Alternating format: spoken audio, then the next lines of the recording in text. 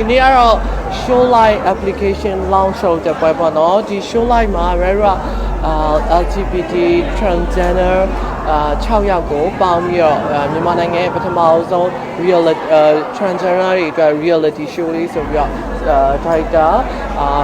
ကစီစဉ်ထားတာပေါ့နော် show light ကထုတ်လုပ်တာဖြစ်ပါတယ်အဲ့တော့ကြောင့်လာခဲ့တာပါ Rero လည်း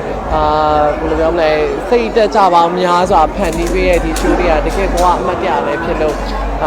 တကယ်ချင်းတွေလည်းအားလုံးပါဝင်ခွင့်ရတာလည်းအရင်ပျော်ပါတယ်အဓိကတော့လေ reality show ဖြစ်တာကြောင့်အမဒီပွဲကိုပါဖြစ်ခဲ့တာအမလုံးဝမပါစင်ဘူးတချို့ mission တွေအမလုံးဝမလုပ်ချင်ဘူးအမတွေစိတ်ပင်ပန်းစွာနဲ့လုပ်ခဲ့ကြတယ်ပါဝင်ခဲ့ကြတယ်ဒါပေမဲ့လည်းတကယ်တမ်းရိုက်ခွင့်ရတဲ့အခါမှာဒီ6အောင်လုံးကစွစွစည်းစည်းနဲ့ပေါ့နော်တယောက်နဲ့တယောက်ရှင်ပြန်ရတယ်တကယ်တမ်းကြတော့လေတယောက်ချင်းစီကအမှတ်တွေနဲ့ဒီနောက်ဆုံးစုကိုလူရတဲ့အခါကျတော့ဒါပေမဲ့လည်းမတို့ရဲ့ရိုက်ခွင်းနောက်ကွယ်မှာကျတော့စီစီလုံးလုံးချစ်ချစ်ခင်ခင်တော့ရှိကြပါတယ်ရိုက်ခွင်းထဲမှာတော့ပြိုင်ပွဲဆိုတဲ့အတိုင်းတယောက်နဲ့တယောက်ပြိုင်ဆိုင်မှုများစွာနဲ့နေကြရတာပေါ့နော်ထွက်လာရင်လည်းအားလုံးကြိုက်ကြမှာပါဘာလို့ဆိုတော့မတို့ကိုယ်တိုင်တော့မတို့ကိုမမြင်ဘူးတဲ့ပုံစံတွေမမြင်ဘူးတဲ့အလုပ်တွေမလုပ်ချင်တာတွေဘဝမှာစိတ်ပင်ပန်းဆုံးအကြောင်းအရာတွေကိုလုပ်ခဲ့ရတာဆိုတဲ့အခါကျတော့တကယ်ဘဝအတွက်အမှတ်တရပါပဲအမအကြောက်ဆုံးရလုံးဝကြောက်တာအဲ့လိုဟာတွေကိုလည်းဒီပွဲမှာနှစ်ဖူးတွေ့ဒူးတွေ့ကိုတွေ့ရတော့တာပဲမလုံးချင်ဘူးဆိုရအောင်လေအဲ့လိုမျိုးလေအဲ့လိုမျိုးဟာမျိုးတွေထည့်ထားတယ်တော့ဘဝမှာအမှတ်တရပဲဆွလိုက်တာကိုအကြောက်ဆုံးဆိုတဲ့အကြောင်းအရာမျိုးတွေပေါ့နော်ကိုမလုံးချင်ဆုံးပြီးရင်အဲ့လိုအမတို့နေဘူးကျဲတဲ့တွေပင်မန်းတာတွေအဲ့လိုမျိုးတွေညဘက်ဆိုလဲမိုးချုပ်တနေ့မိုးလေးမိုးချုပ်ရရတာအမတို့မနေ့မိုးလေး9 နာရီဆိုသွားကြပြီးညဆိုတချို့ရက်တွေဆို7 နာရီကျော်မှပြီးရဲအဲ့လိုရက်တွေကအမတို့အတွက်အရန်ကိုပင်ပန်းကြတာပေါ့နော်ဒီ show ဖြစ်လာဖို့အမတို့3-4 လလောက်အချိန်ညှိလိုက်ရတယ်ညှိလိုက်ပြီးတော့မှရိုက်ကြရတာပေါ့နော်အဲ့တော့တော်တော်ပင်ပန်းပါတယ်ငိုကြတာလေငိုကြတာငိုခြင်းစိတ်ဖြစ်တာမဟုတ်ဘူးငိုကြတာအဲ့လိုလေတော်ပြီမလုပ်ချင်တော့ဘူးလို့ထွက်တော့မယ်လို့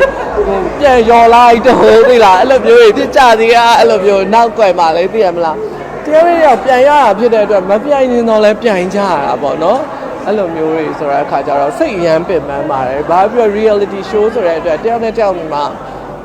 အဆင်ပြေမှုတွေလည်းရှိရယ်ကွာ team work တင်နဲ့သွားရတာလည်းရှိရယ်သိရမလားဟာကြရင်အဖွဲ့တွေခွဲချလိုက်တာမျိုးတွေမှာအဆင်ပြေဆုံးဖြစ်အောင်စူးစမ်းကြရတာပေါ့နော်မတို့ကအဲ့လိုမျိုးပေါ့တော့ခွေရပါတော့အရန်ခွေရတော့အရန်ခွေရတော့ဝဝကွယ်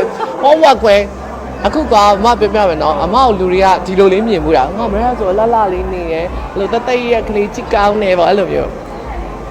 အမရဲ့နောက်ပုံစံတစ်ခုအဲ့မှာမြင်ရလိမ့်မယ်အားလုံးမမြင်ဘူးတဲ့ဟာတွေအကုန်လုံးမြင်ရလိမ့်မယ်လင်းလင်းတို့အမတို့ရဲ့နောက်ွယ်ကဘယ်သူမှမမြင်ဘူးတာတွေမြင်ရလိမ့်မယ်ဘာလို့လဲဆိုတော့အမတို့လူတွေရဲ့နောက်ွယ်မှာဘယ်လိုဟန်ပန်နေထားနေကြလဲဘယ်လိုပြောကြလဲဒီလိုလူတွေစုံကြရင်ဘယ်လိုလုပ်ကြလဲ team work နဲ့တကယ်အလုပ်လုပ်နိုင်လားမလုပ်နိုင်လားတဲ့ကြောက်ပေါ်မှာအမြင်တွေဘယ်လိုရှိလဲအဲ့ဒါအကုန်ပေါ်မှာလေသိရမလားခရက်အရာလဲထားမှာပါပြင်ဆင်မှုကောင်းဆုံးမထက်တယ်ပြင်ဆင်မှုအကောင်းဆုံးကလင်းလင်းပြင်ဆင်မှုအကောင်းဆုံးကလင်းလင်းဝက်ကွယ်တပွဲလုံးသူ့ပဲကျမတို့အားလုံးကျမတို့9 ယောက်ကအများကြီးပြောတယ်လင်းလင်းကိုပဲပေးလိုက်ပါလင်းလင်းကိုလည်းပေးလိုက်ပါလင်းလင်းကိုပဲ crown ပေးလိုက်ပါဆိုတော့ကျမတို့ပြောနေကြဒါလင်းလင်းအတွက်ပွဲလုပ်ပေးတာတော်ရဲကိုမတို့ထည့်ထားပြီးတော့လေဒုက္ခရလိုက်တာလင်းဆိုလဲအဲ့တော့6 ယောက်ကြီးနာနေတာလေမတို့မှအဲ့လိုပစ္စည်းတွေလိုက်ရှာတာရှိတယ်မတို့မထင်ထားတဲ့ဟာတွေအဲ့လိုအကြောက်ဆုံးအကြောင်းအရာတွေကိုကြုံရဆုံရဖြစ်တဲ့အတွက်reality show ဖြစ်တဲ့အတွက်ထွက်လာရင်တော့အားလုံးကြိုက်ကြမှာလို့ထင်ပါတယ်အမကိုရောင်တောင်အမပုံစံကိုအမအရန်ကြည့်ချင်နေပြီဘာလို့ဆိုတော့အမကိုအပြင်ကနေအမမမြင်ဘူးလေသိရမလားဒီထဲမှာမြင်ဘူးရဲ့အမအော်လိုက်တာမျိုးအမဒေါသထွက်တဲ့အချိန်မျိုးအမသူများပေါ်အဲ့လိုပြောချင်ဆိုချင်တဲ့အချိန်မျိုးတွေမှာအမကိုမမြင်ဘူးလေအဲ့ထဲမှာအကုန်လုံးပါလာမှာဖြစ်တဲ့အတွက်အမတို့အရန်ဟိုနေရင်ခုန်တယ်ပေါ့နော်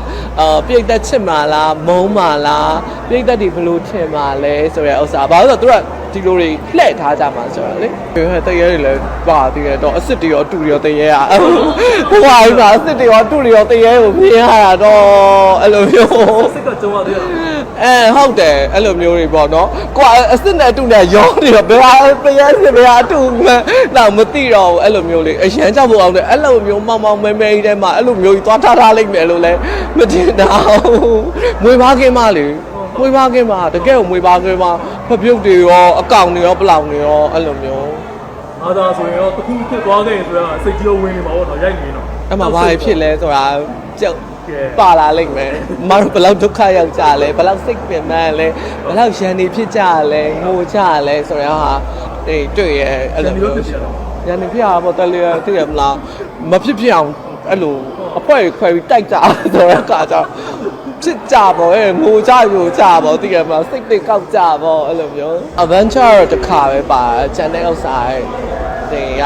အဲ့လိုနည်းနည်းပဲပေါ့နော်ချန်တဲ့ဟာတွေက indoor တွေလည်းများတယ်ဒါပေမဲ့ကိုမထင်ထားတဲ့ mission တွေအများကြီးကိုလောက်ခွင့်ရတယ်အမ reality show ရရိုက်ဖူးချင်တာပေါ့နော်အဲ့အကြောင်းကိုလက်ခံလိုက်တာတကယ်ကြရင်အမတို့မလုပ်ချင်တဲ့အကြောင်းအရာတွေအမတို့ရဲ့အရင် emotion ဖြစ်တဲ့ဟာတွေတွေ့နိုင်တယ်အချစ်ခံမှလည်းရှိသလိုအမုန်းခံမှလည်းရှိလားဆိုပြီးစိုးရိမ်စိတ်တွေနဲ့အမတို့ကိုယ်စီမှာရှိကြတာပေါ့နော်အဲ့အတွက်ကြောင့်စိတ်လှုပ်ရှားပါတယ်ဒီ show like ကပြမှာ哦ဒါ reality show ဘာကြောင့်လက်ခံလိုက်လဲဆိုတော့အမတို့ကရှေ့ဆုံး season ဖြစ်တယ်အမတို့ဒီ season တော့အောင်မြင်နောက် season တွေပါမယ်ပြီးရင်လေအမတို့နောက်ပိုင်းမှာသိရတာဒီ show ကကုန်ကြစိတ်အရန်များတယ်ရုပ်ရှင်ကားကြီးတကားစာထပ်ပို့တော့ကုန်ကြစရိတ်တွေအရန်များတယ်ပေါ့နော်အဲ့အတွက်ကြောင့် producer ထုတ်လုပ်သူဘက်ပိုင်းကတော်တော်အခက်အခဲရှိရလို့လည်းကြားရတယ်အဲ့ဒါမှအမတို့ပေါ်မှာဒီ LGBT တွေပေါ်မှာရင်းနှီးမြှုပ်နှံမှုတစ်ခုအနေနဲ့သူတို့အကောင့်ဆုံးဖန်တီးခွင့်ပေးခဲ့တဲ့အတွက်လည်းအမအရန်ဝမ်းသာတယ် director ရောထုတ်လုပ်သူတွေပိုင်းကိုရောအားလုံးကျေးဇူးအများကြီးတင်ပါတယ်လို့ဒီနေ့ကနေပြီးတော့ပြောချင်တယ်အမတို့ဒီတစုတစည်းရဲ့ဖြစ်ဖို့ဆိုတာဘယ်လို့မှမဖြစ်နိုင်ဘူးပေါ့နော်အဲ့တော့အကောင့်ဆုံးလဲစူးစမ်းထားတယ်အမတို့ဒီအခုဆို final ပွဲလဲရောက်တော့မယ်ဘယ်သူစုရမလဲဆိုတာလဲအမတို့အားလုံးရင်ခုန်နေပါတယ်